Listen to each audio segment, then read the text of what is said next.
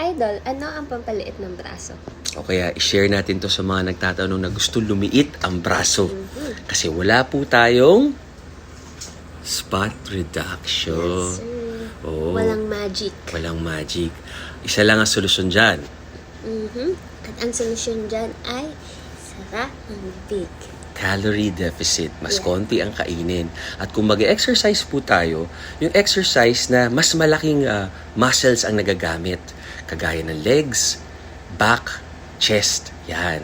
Kasi pag nag-major muscle groups tayo, yung sinabi ko, yung legs, back, tsaka chest, nadadamay na yung mga secondary or mas maliliit na muscles gaya ng bicep, tricep, shoulders, calves. So unahin natin i-workout yan para bumilis yung heart rate, calorie deficit, at kahit anong activity, maglinis ng bahay, magluto, maglakad ng 5 minutes, papayat na po tayo. Liliit na ang Ating arms. braso. Tama kayo, mali kami? Not your doctor.